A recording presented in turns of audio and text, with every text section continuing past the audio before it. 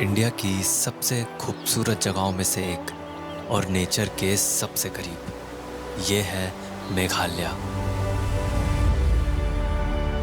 एक ऐसी वाह! जगह जहां बादल सिर्फ आसमान में नहीं बल्कि जमीन पर भी आह, चलते हैं। एक ऐसी जगह जहां नेचर और इंसान साथ मिलकर रहते हैं।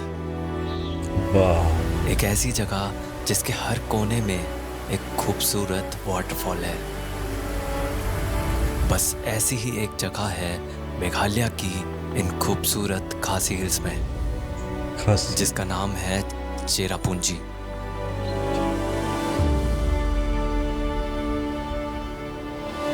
अस्सलाम वालेकुम। हाँ जी, तो क्या हाल चाल है? आई होप कि आप सब ठीक ठाक होंगे।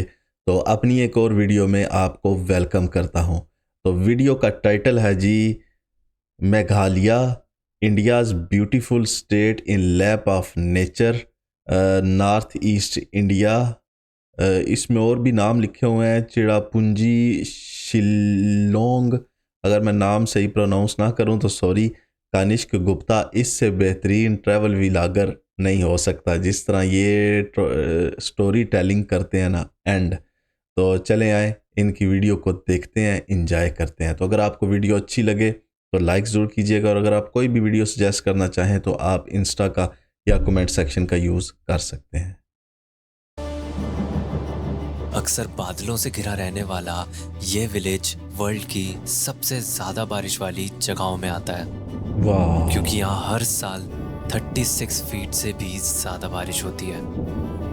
और ऐसे यूनिक मौसम पर नजर रखने के लिए यहाँ पर एक यूनिक सी बिल्डिंग भी है।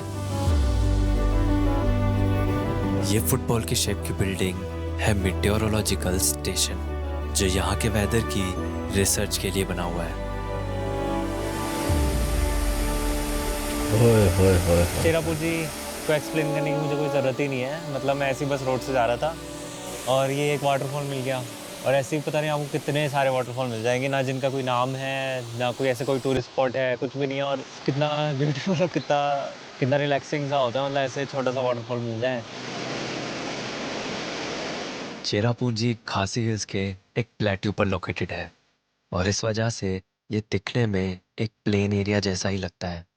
पर ऐसे दिखने के बाद भी ये 4,600 फीट की हाइट पर है, और आपको इसकी हाइट की एक एक फीट का एहसास इस जगह पर आकर हो जाएगा। Oh my God! बिलीव ही नहीं हो रहा कि ऐसी जगहें होती भी है। मतलब ऐसा लग रहा है कहीं तब भी देख सकते हैं हम, मतलब कोई एंड ही नहीं है उसका। ओए! वाह!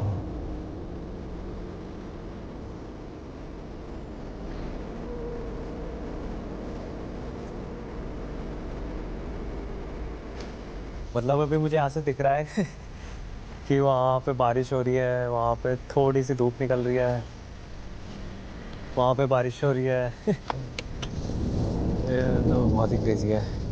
और ये सारे मतलब कुछ कुछ रिवर्स हैं, छोटी छोटी रिवर्स बनी हुई हैं यहाँ आके। मतलब ये जो भी खासी इसका पहाड़ है, ये पहाड़ यहाँ पे आके ख़त्म हो रहे हैं। और इससे आगे मतलब बांग्लादेश स्टार्ट हो जाता है, और प्लेन एरिया भी स्टार्ट हो जाता है। इससे आगे पूरा प्लेन है, फिर सी है सीधे, बे ऑफ बंगाल।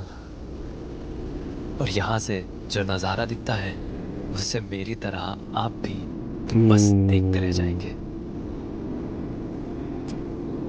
चेरापूंजी के सुभान पास ही अल्लाह। है एक और विलेज, तायरना, जहाँ मुझे मेरा अब तक का देखा सबसे खूबसूरत ब्रिज दिखने वाला था। और इस छोटे से विलेज से ही उस ब्रिज का रास्ता शुरू होता है।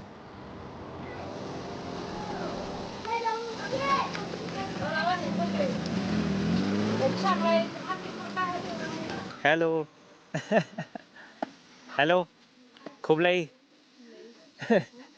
Hello hello.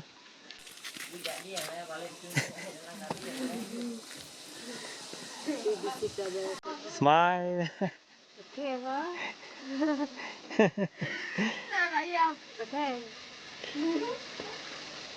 Thank you. यहाँ के कुछ लोगों से मिलने के बाद मैंने इस ब्रिज का ट्रैक शुरू किया, पर उस ब्रिज तक जाना भी बहुत मुश्किल है, क्योंकि उसके लिए आपको 10-12 नहीं बल्कि 3,500 सीढ़ियाँ उतरनी पड़ती हैं। बो 3 किलोमीटर लंबा अभी मैंने ट्रेल है। डबल डेकर रूट ब्रिज का ट्रैक स्टार्ट किया और अभी इतनी हालत खराब हो गई है। और अभी तो 1 इतनी किलोमीटर भी हाइट नहीं पे हुआ है और यहाँ पे ऐसे सांस भी स्टीप बड़ा स्टीप चढ़ता स्टेप्स है है। पूरे ऊपर से नीचे तक। जहाँ पे विलेज में नीचे लोग रहते हैं उनको भी डेली ये सारे स्टेप्स अप डाउन चढ़ के ही अपने सारी चीज़ें लानी होती हैं, जो भी उनको खाने वगैरह की चीज़ चाहिए होती है, या फिर बच्चे स्कूल भी ओए इसी वाले रास्ते से जाते हैं। डेली डेली वो अप डाउन करते हैं सारे ट्रैक को, जो भी हमसे तो मेरा बहुत ही मुश्किल है।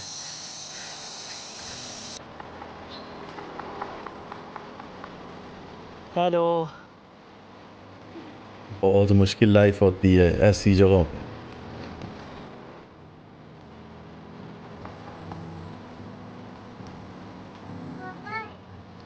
आप रोज करते हैं daily up and down? Daily daily up and down?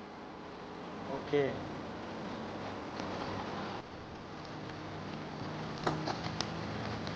और कुछ देर बाद आया हमारे रास्ते का पहला लिविंग रूट ब्रिज। जी हाँ, लिविंग रूट ब्रिज, क्योंकि ये ब्रिज सच में जिंदा है। वाह ये ब्रिज बना है इन्हीं पेड़ों की रूट्स यानी जड़ों से, और जिस पेड़ की ये रूट्स हैं वो है ये रबर ट्री।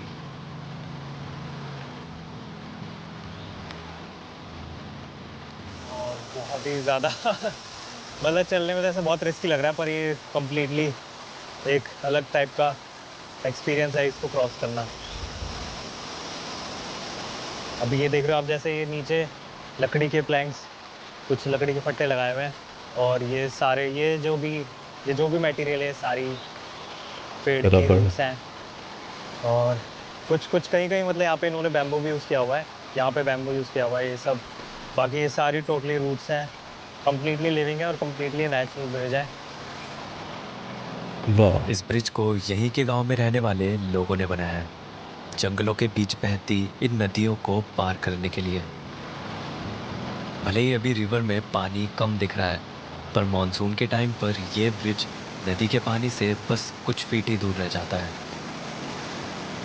और नदी के इस बदलते लेवल की वजह से ही इन लोगों को एक ऐसा ब्रिज बनाना पड़ा जिसमें 2 फ्लोर्स हैं, जो अभी आगे रास्ते में आने वाला है।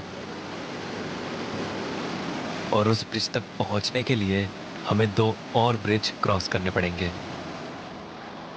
और इनमें से एक ब्रिज तो बस 1 फुट ही चौड़ा है।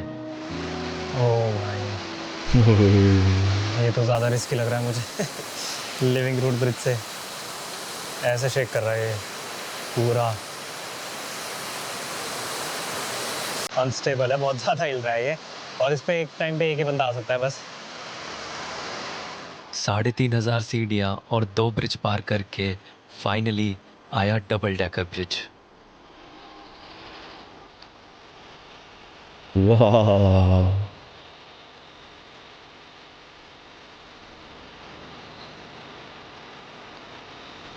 डबल डेक वाला ये ब्रिज पहले बस सिंगल डेक ही था, पर कभी कभी नदी का लेवल बढ़ने पर नीचे वाला ब्रिज टूट जाता था, तो इन लोगों ने इसी ब्रिज पर एक और ब्रिज बना दिया, वाह जिससे अभी हर मौसम में नदी पार कर सकते हैं। ये ब्रिज एक बहुत बड़ा एग्जाम्पल है बायो इंजीनियरिंग का, जिसको यहाँ की खासी कम्युनिटी ने बड़ी मेहनत से बनाया है, क्योंकि कई सौ साल पहले इस ब्रिज को इन लोगों ने सिर्फ इस पतली सी रूट से शुरू किया था।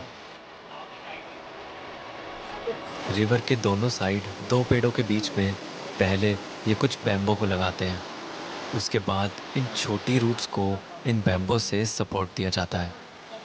You have to put bamboo from here to that side, and then you have to take this road now and put inside the bamboo. But this road they will follow from here to that side, and then no need to do anything. After 10 years, it will be stronger. जिससे ये roots कुछ सालों बाद लंबी होकर आपस में बंध जाती हैं, और ऐसे ही कई सालों तक इन हजारों रूट्स को बांधने के बाद बनता है ये लिविंग रूट ब्रिज, जो अभी भी हर गुजरते साल के साथ बढ़ रहा है और मजबूत हो रहा है। यहाँ के लोगों के साथ साथ ये ब्रिज रिवर क्रॉस करने में कई जानवरों को भी हेल्प करता है। और इतना ही नहीं, बल्कि ये ब्रिज बायोडाइवर्सिटी को भी सपोर्ट करता है, जिससे ये कई प्लांट्स और स्पीशीज का अब घर बन चुका है।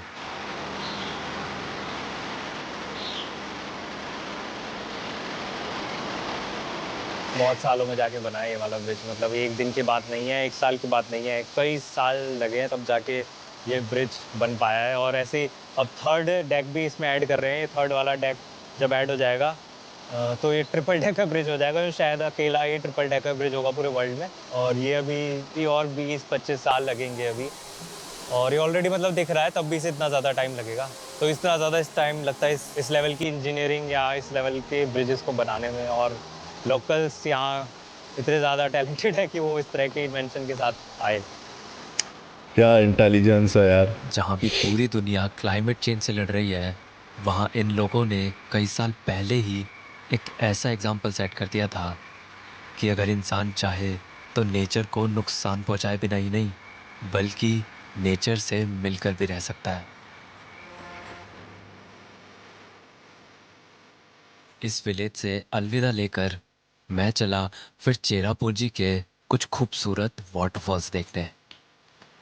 और चेरापूंजी में सच में इतने वाटरफॉल्स हैं कि अगर आप कई दिनों के लिए भी यहाँ आए, तब भी सारे वाटरफॉल्स आप शायद ही देख पाएंगे। और इनमें से ही एक वाटरफॉल तक आपको बादलों से होके जाना पड़ेगा, क्योंकि ये इंडिया का थर्ड हाईएस्ट वाटरफॉल है, जिसका नाम है नौ कालिकाई फॉल्स। ओह वाह।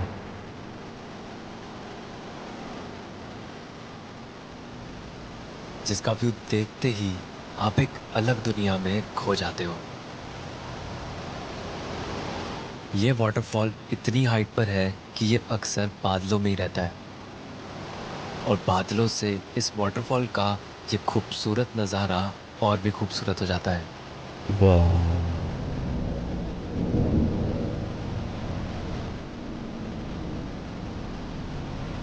इस वाटरफॉल का पानी सीधे 1000 फीट से भी ज़्यादा की हाइट से नीचे गिर रहा है, और इसी वजह से ये इंडिया का टॉलेस्ट प्लंज वाटरफॉल भी है।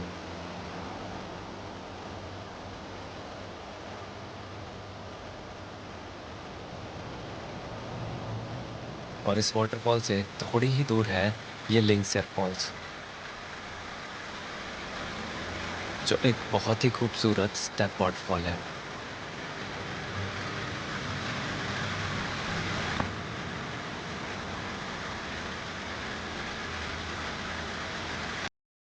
मतलब अब कैमरे में है, हम तो चलें वीडियो देख रहे हैं, लेकिन आप जब देखते हैं ना तो आपको एक फील होता है कि क्या सुकून है इन जगहों पे। मतलब वो जो ब्रिज भी दिखा रहे थे, बाकी चीज़ें दिखा रहे थे, तो एक सुकून फील होता है कि क्या बात है यार, जो शायद हमें कभी भी शहरों में या टेक्नोलॉजी में या जो ज़िंदगी हम लोगों ने अब अपना ली है उसमें रह के नहीं फील कर सकते।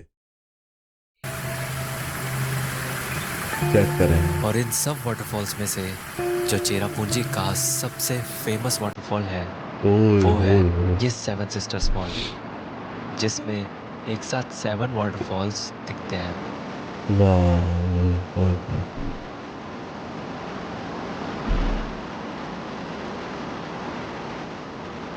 अब तक मेघालय की हमने इतनी सारी नेचर और खूबसूरती से भरी जगहें देखी, जिसमें कई सारे विलेजेस थे। पर मेघालय की एक ऐसी सिटी है जो इतनी ब्यूटीफुल है कि उसे स्कॉटलैंड ऑफ ईस्ट कहा जाता है। ये है मेघालय की कैपिटल सिटी शिलोंग। शिलोंग। देखा, मैंने नाम प्रोनाउंस नहीं तो सही किए, सॉरी उसके लिए। अब ठीक हो शिलोंग गए। मेघालय की सबसे बड़ी सिटी है। ये इतनी बड़ी सिटी है कि इसका कुछ पार्ट 5000 फीट की हाइट पर है, और कुछ 6500 फीट की हाइट पर।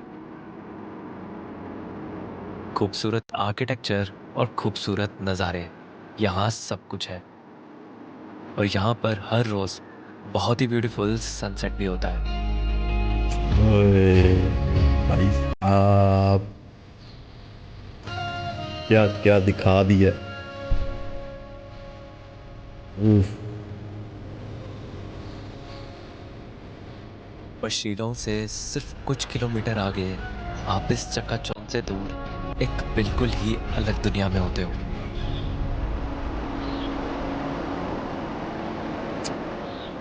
ये खूबसूरत जगह है लाइट लूम कैनियन।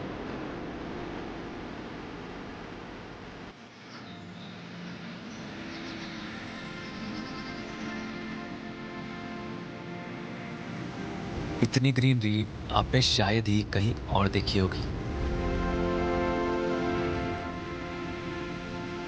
ये जगह फेमस है अपनी इस सीधी खड़ी खाई की वजह से, वो भी और इस ग्रीन पहाड़ी खाई। की एज पर खड़ा होना ही अपने आप में एक एडवेंचर है।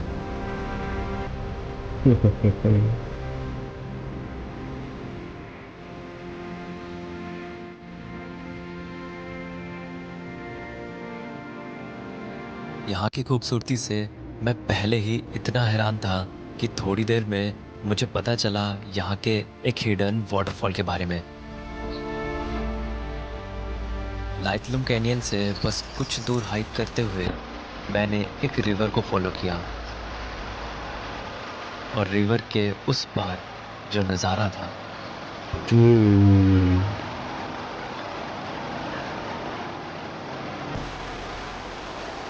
ओ लो, ओए होए होए, क्या ड्रोन शॉट है यार, अनबिलीवेबल। ओए हो हो। इस खूबसूरत रिवर से बनता हुआ ये वाटरफॉल कुछ ऐसे नज़ारों में से है जिसकी खूबसूरती को बयां कर पाना मुश्किल है।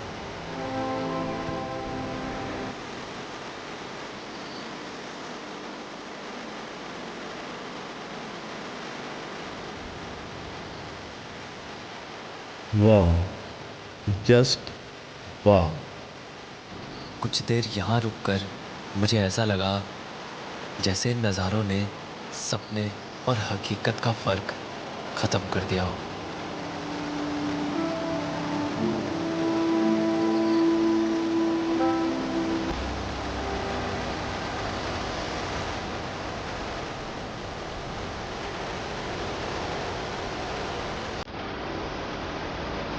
इन खूबसूरत जगहों के अलावा शिलोंग के पास एक बहुत ही सुंदर सी लेक भी है, उमियम हाय लेक। हाय।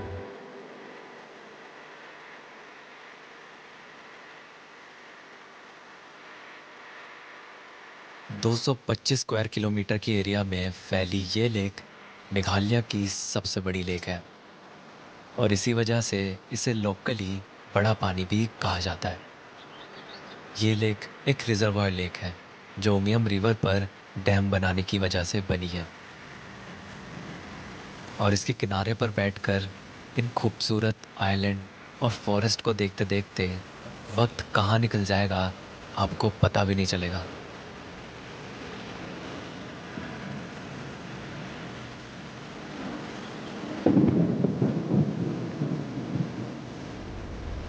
मेघालय में आके आप नेचर के इतना करीब खुद को महसूस करेंगे, चाहे वो यहाँ की हवा हो, यहाँ के वाटरफॉल, यहाँ के पेड़, यहाँ मतलब आपको वो हर चीज़ मिलेगी जो नेचर से आपका रिश्ता और गहरा कर देगी।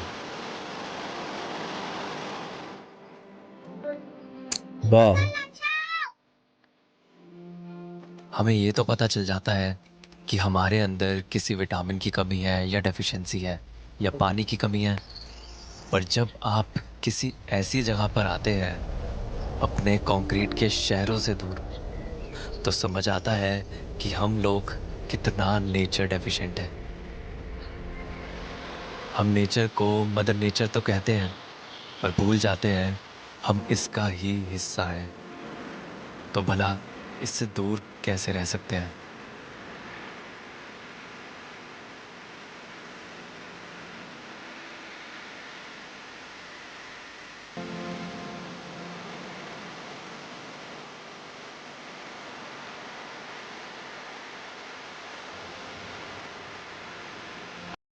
हाँ जी, तो ये थी बहुत बहुत बहुत खूबसूरत वीडियो। मतलब वीडियो में ही ऐसे पता चलता है कि आप ना कहीं गुम हो गए हैं यार, क्या बात है। आखिरी बात इन्होंने बड़ी प्यारी की है कि हम नेचर से कैसे दूर रह सकते हैं। ज़ाहिर है हम भी इसी नेचर से पैदा हुए हैं, इसी मिट्टी से बने हैं, तो मट्टी फिर मट्टी को खींचती है ऑटोमेटिकली। और इस तरह की खूबसूरती, इस तरह की क्या यार हमें कहते स्विट्ज़रलैंड, ये तो ये कुछ भी नहीं। स्विट्ज़रलैंड और बाकी पता नहीं दुनिया में होंगी खूबसूरत जगह, पर ये तो पता चलता है कि जन्नत के टुकड़ा ज़मीन पे आ गया। वाह। आई होप कि आपको भी वीडियो अच्छी लगी होगी, क्योंकि ऑलरेडी ऑलमोस्ट हम 23 मिनट पर हैं, तो मैं और ज़्यादा लंबी नहीं करता वीडियो को। बाकी अगर आपने पूरी देखी है तो आपको भी फील हो गया होगा कि इस वीडियो में क्या फीलिंग थी। शायद वो उसका रिएक्शन दिया नहीं जा सकता। जो देखा है जिस तरह के वाटरफॉल, और जो इन लोगों की सिर्फ टेक्निक देखें यार, छोटी छोटी जड़ों को बैम्बू के साथ बांधते बांधते दूसरे कोने तक ले जाओ, दूसरे कोने वाली को इधर ले आओ। वो जब जड़ें बड़ी होंगी, रूट्स बड़ी होंगी, ऑटोमेटिक आपका पुल तैयार। लेकिन 20 22 25 साल लग जाते हैं इस चीज़ को। लेकिन टेक्निक है, इंटेलिजेंस है। हम लोग इधर कहते हैं जी बड़े हम इंटेलिजेंस, आर्टिफिशियल इंटेलिजेंस और ये वो। और यहाँ पे शहरों में ये देखें जी आर्किटेक्चर क्या खूबसूरती है, ये देखें जो उन्होंने बना दी है। और ओवरऑल बहुत प्यारी वीडियो थी, इससे ज़्यादा खूबसूरत इलाका नहीं है। मैं जब हिमालय देखने गया था, वो भी खूबसूरत है, उसकी एक अपनी जगह है। लेकिन ये जो चीज़ है ना यार, मतलब जो खाई भी है, पूरे का पूरा पहाड़ ग्रीन, इतनी ग्रीनरी इतनी ग्रीनरी ये ज़मीन पे भी पता नहीं, ऐसे ही पता चलता है जैसे ना एक आर्टिफिशियल इफ़ेक्ट दिया हो, किसी चीज़ को कलर ग्रेडिंग की हो, पर नो, सारा ओरिजिनल। तो आई होप आपको वीडियो अच्छी लगी होगी। अगर अच्छी लगी हो तो लाइक ज़रूर कीजिएगा। तो मिलते हैं फिर अगली वीडियो में, तब तक के लिए मुझे इजाज़त दें, अपना ख्याल रखें, अल्लाह हाफ़िज़।